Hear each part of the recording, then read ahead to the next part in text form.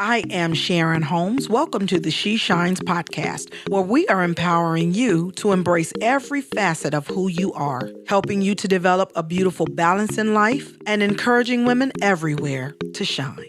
You can follow the She Shines podcast on iTunes, Google Play Music, YouTube, Spotify, or wherever you tune in to your favorite podcasts. Get in on the conversation. Join the sisterhood at facebook.com/groups/She Shines podcast. So get ready. The She Shines podcast starts right now. We are back. Oh my gosh, it seems like forever. I know we had an unexpected break, but I guess it was a little bit more brief than I thought it even would be. Had a technical issue and then a whole schedule change, let me tell you. It's been crazy, but baby, I'm back. And I am so glad to be back. This feels like home to me, like just being able to talk to you ladies. This feels like home to me. So I'm so glad to be back. And if you follow the show, so I'm just going to have a little bit of fun here today. Because if you follow the show, you know I did an episode called The Poisonous Peas. And in that show, we dealt with kind of the attitudes or the behaviors that tend to kill everything they come in contact with. And they make us end up either not being successful or not being able to enjoy our success. So we talked about things like procrastination and poor planning and perfection, that demon of perfection that makes us not be able to enjoy the small wins that we have because there's always something wrong with it. And then we talked about perspective, having a poor perspective and not being able to enjoy success because it didn't turn out the way we envisioned it should. And so our perspective then keeps us from being happy with the great things that we've accomplished. Now, all of those poisonous peas, those are the things that tend to hold you back, the things that tend to impact your happiness. And so with that in mind, I talked to a lady. I met her, I guess, about nearly a year ago. She's one of those people that when you talk to her, it's like you've known her forever, like your whole life. You've known this lady. She is so fun. She is, to me, somebody who's so real, so authentic, and she's a listener. And after we did the Poisonous Peas show, she would often kind of tease me about it. And whenever we were talking, if she said a P word, she would kind of wink and poisonous peas. And so as we were talking one day, just, I don't know about what, but something in general. And then she mentioned a poisonous pea and she goes, now you know you got to do the other side of that, right? And so today's show is for you, ma'am. You know who you are. Today I'm flipping the coin. I am going to deal with the other side of the poisonous peas because I found out that it's not good enough to just get rid of a bad habit. If you've ever had a bad habit or two, you know, most of us have, you realize that it's not enough to just stop doing whatever that thing is. It's not really good enough to just stop smoking. It's not really good enough to just stop eating junk food, but you've got to intentionally replace those habits, those behaviors with something else. And if you don't, oftentimes you end up right back in that same spot. That bad habit tends to creep back into your life. So instead of just simply cutting out junk food, then you realize you've got to replace those snacks with carrots or whatever the healthy food is that you happen to like. It's something that fills that space, fills that void so that it's not just left blank. Did anybody else's mother say stuff like, an idle mind is the devil's workshop? Now, I hope my mother was not the only one, but yeah, I had an old school mom. And she would say stuff like that. An idle mind is the devil's workshop. So in other words, don't just sit and do nothing. Don't sit with your mind, your spirit just open and nothing to fill it. You've got to fill it with what you want to be in there. If you don't, something else will creep in. So if you are like me and that was your mom or she had some other saying, I need you to either drop a comment that says me, raise your hand, girl, I don't care, or either tell me what your mother said that meant the same thing, because it really is true. You cannot allow yourself to be idle if something bad is in there, you've got to pull that out and then you've got to replace that with something else. So I hope you don't leave me hanging. Y'all not going to leave me hanging, are you? You better not leave me hanging. Post something and let me know what your mother might have said that meant the same thing. And I don't mind is the devil's workshop. We've got to replace those bad habits with something more productive. So instead of the poisonous peas, we're going to hit you with the precious peas today. Now, first question. Why would we say precious peas? Because anything precious is of great value, and that's because it's something rare. Diamonds, jewels, those things are precious. They call them precious stones because they are rare. Money might be precious to some of us because you don't have enough to do or accomplish the things you need to accomplish. Have you heard the saying, money doesn't grow on trees? I wish it did. I would plant a bunch of them in my yard, as small as it is. But hey, because we can all use a little bit of extra cash from time to time. That's just been my experience. Money has been precious in my life. Not that money is everything and not that it answers everything. It's just that it's a tool that is necessary. And when you don't have enough of that, you do miss that at times. Good relationships are precious. Family and friends, I mean true friendships, not the ones that you have to see every day and talk to every day and do all of these extra things to appease them. But I mean folks that if you don't talk in a week or two, you just kind of pick right up where you left off. Those things are rare and they are precious. Precious is not just a term we use to describe babies when we think that they're less than attractive. You ought to be ashamed of yourself throwing shade at those babies like that. Isn't she just precious? Oh, look at the precious baby. But no, babies really are precious because they're of great value. You don't know. That baby could be the next Dr. King. That baby could be the next Oprah, or they could be the very first whoever they are. Who knows what that baby will bring into this world or what that baby will manifest. So people are precious. Precious things, I found, are not always right out in the open. They have to be looked for. You have to be on the lookout for precious things. You have to work for them. Diamonds aren't just found lying around. If you find someone who says they just found diamonds lying around, you better check and make sure they don't have a ski mask because that's not really how that thing works. You have to mine for diamonds. That's what they have, that's what De Beers does. They have diamond mines over there in Africa. Gold doesn't just appear out of nowhere. Somebody panned for that. They did the work. They looked for it. They did what they had to do. They might have had a hunch, but they had to do some work in order to get that. And certainly, if it was not for a paycheck, let me tell you, work would be done. I'd only do the things I like to do. But we have to have money to do the things we need to do, so we have to work for that money. Nobody gives it to us for free. If you got a spare rich uncle, go ahead and write me into the will. But as for me, I've got to get up and go to work every day, whether I like it or not, whether I feel like it or not, because those things have to be worked for. And most of the time, here's the truth. We really don't learn to value something, or we really don't know how precious it is until we've had to work for it. Think about it. Would you give a 2-year-old kid $1,000? 10 crispy $100 bills. Just give them to your 2-year-old, give them to granny's baby, and let them go off and see what they do with it. Kids will probably either draw on it because to them, a $100 bill is just paper. They'll tear it up and give everybody a little piece. Or maybe they'll even trade it in for 2 shiny quarters because I can jingle those and those will make sound. 2 quarters. And all it cost was the 10 $100 bills. Lord help me. They don't know the value of that. And so to give it to them would be the ultimate waste. But when you get a little bit older, and I'm not even talking 10 or 12, 10 or 12-year-olds know, $100 bills can buy Jordans. They know that.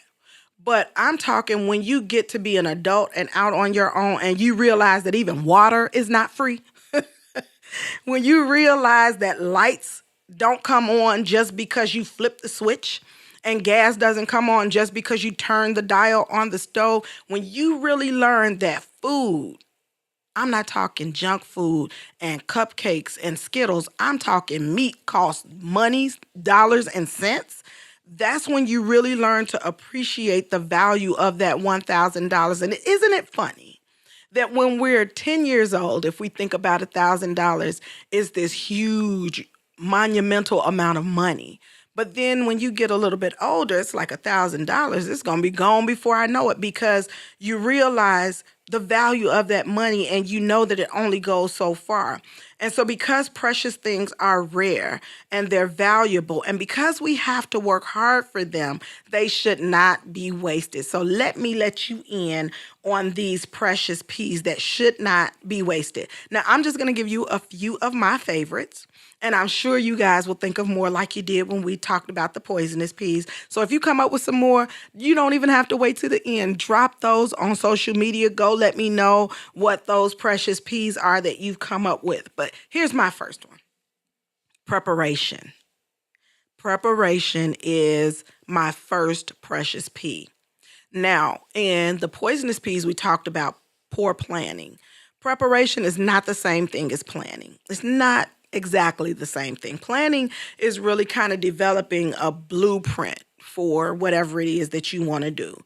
Planning is getting all your ducks in a row, taking all of those external things, manipulating all the possible factors in a situation and trying to determine some alternative actions if those things don't work out. Have a plan B, right?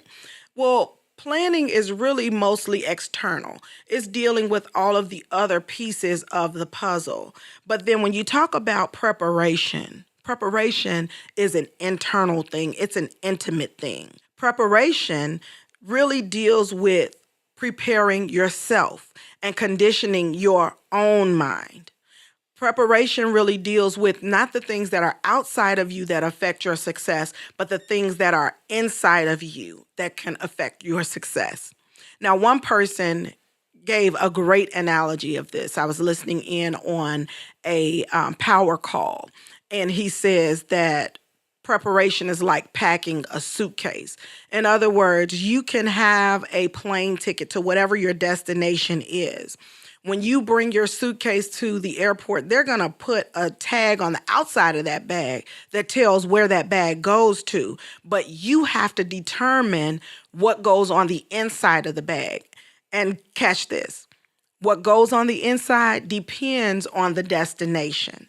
So you've got to decide before you pack that bag, is that bag going to California? Or is it going to Alaska? Both would be great vacations, but you need something totally different when you go to Alaska than you do when you go to California. California, you probably can pack a real small bag. Tank tops, swimsuits, flip-flops, and sunglasses. I'm good to go. Some sunscreen, call it a day. But when we're going to Alaska, because the weather there is much different, now we might need a parka.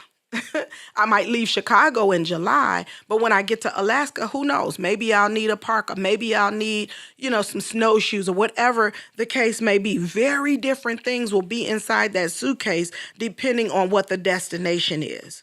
Same thing with us.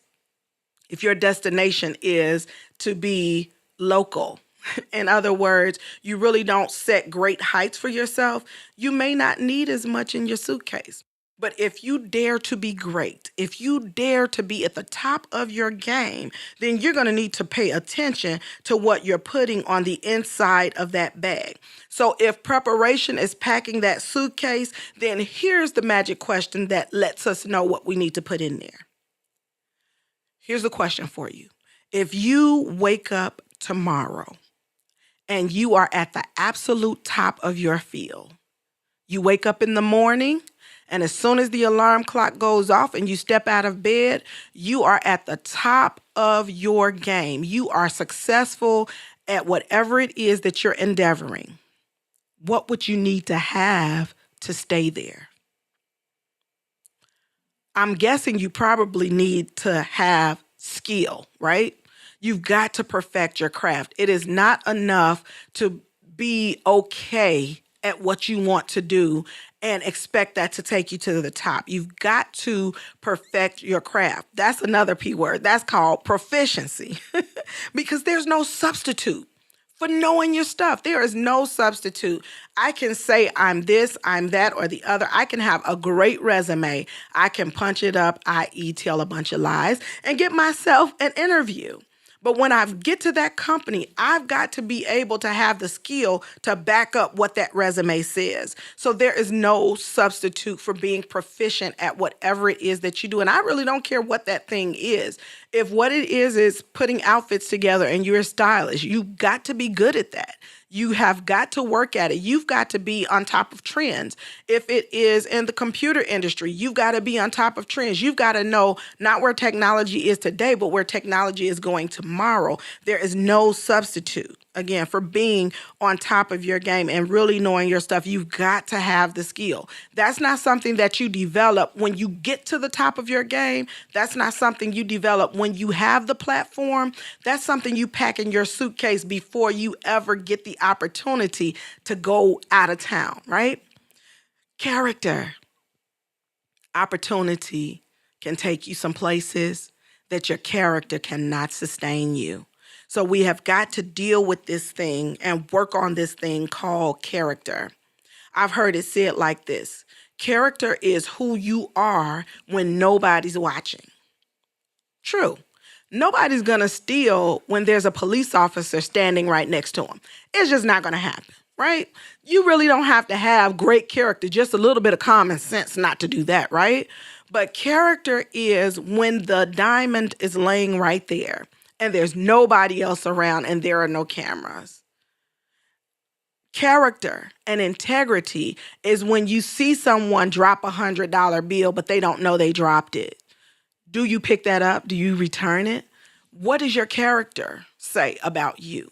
If nobody is watching, the things that you do determine really who you are, because that's what's down in the core of who you are. Now, the show that we put on for everybody else, we all know how to do the right thing when somebody's watching. We know how to impress other people.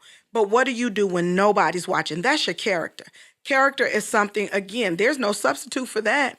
If you don't have it, when you get that platform, you will not be there long. Enjoy it. If you get a platform and you have no substance to your character, enjoy your 15 minutes. That's how people end up with 15 minutes of fame, because they do not have the character and the ability to sustain that thing beyond that little bit of a spotlight. And that's not what we want to do. So preparation really deals with finding out what those internal things are that are going to help us to stay successful when we become successful. It's going to help us be able to keep regenerating ourselves and renewing ourselves and keep ourselves relevant. Those are not things that you can develop when the spotlight is on you, because everybody's watching and you won't have time to make mistakes in. But that preparation is what will make that happen, so that when you do get the spotlight, you're ready for it, right? So now let's move on to perseverance. I have a problem. One of my problems is that people always repeat this urban definition of insanity. They say insanity is doing the same thing and expecting a different result. I got a problem with that. It's only insanity when there is no way that it could possibly happen. That's when it becomes insanity, when there's no way that it could possibly happen. But perseverance then looks at, it hasn't happened yet, but I've got to stick to it. I have got to make myself stay in the groove of it, and I've got to keep myself motivated to do it even when it looks like the results are not going to come. So I'm going to give you my own personal definition of perseverance. Perseverance is being consistent when success is not instant. You get that? Perseverance is being consistent when success is not instant. It does not always happen right away. I know we see all of the after story of all of the stars, and it looks like what happened before was all done in a week and a half, and we don't see when Beyonce was practicing singing while she was running uphill because her dad knew she needed stamina in order to perform. We don't see all of that. We just see her out there moving on stage and making a lot of money, and that's what we want. But guess what? She had to persevere in order to get there. There are always going to be obstacles.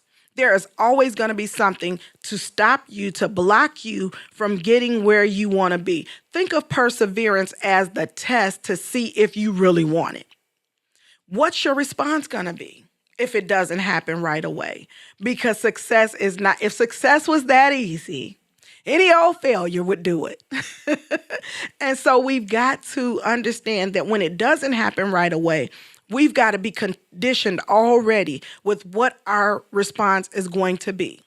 Just think about it. Think back in your life. How many times have you given up just before that door opened?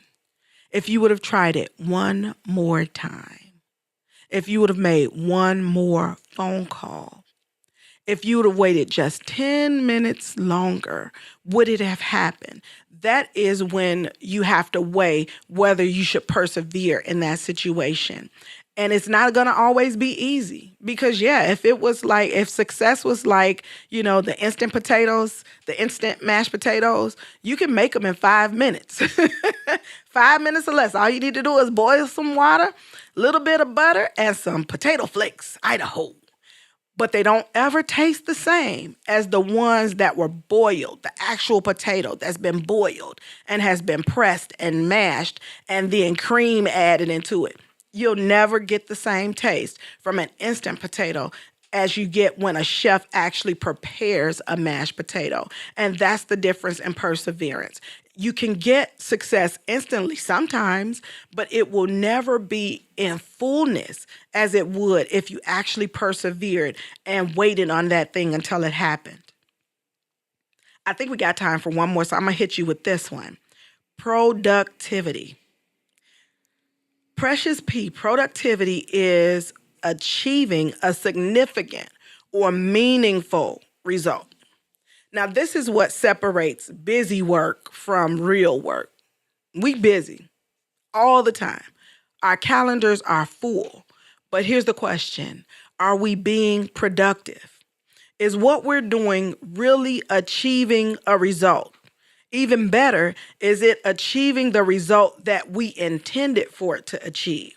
One of the biggest pitfalls that I've seen is that people will do something because this is what we do. We've always done this. It's always been done that way. And that's okay if it's working, if it is productive, if it is achieving a meaningful result. Productivity makes us evaluate what we're doing. Is what I'm doing still relevant? I know I did it 10 years ago and it was a huge success. But now in 2019, is it still relevant? Is this what people still really need? Is there a better way to do it? Thank God somebody came up with a better way to wash clothes because Sharon just really was not cut out for the scrub board kind of life. Like I need the Electrolux, press a few buttons. Hopefully it has a few beeps and, flashing screens and all that. That makes it even better for me. No, you've got to be able to move with the time. So asking ourselves, is there a better way to do things that makes us more productive? Here's something that we often don't do. We often don't take a step back to really evaluate again. Is this really what I even want anymore?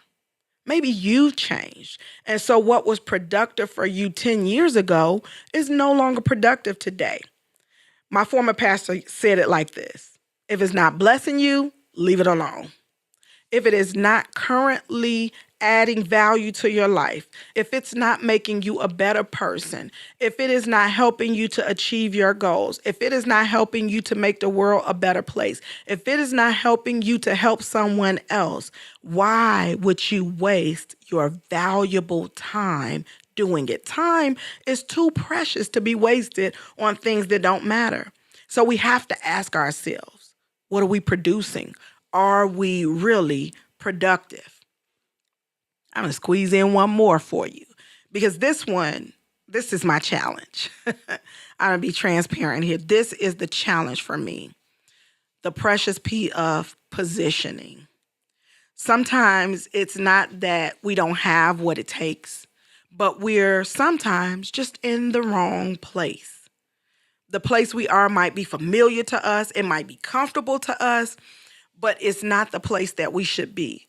New territory, a new position causes me to stretch beyond what I've done in the past. Here's a real simple example.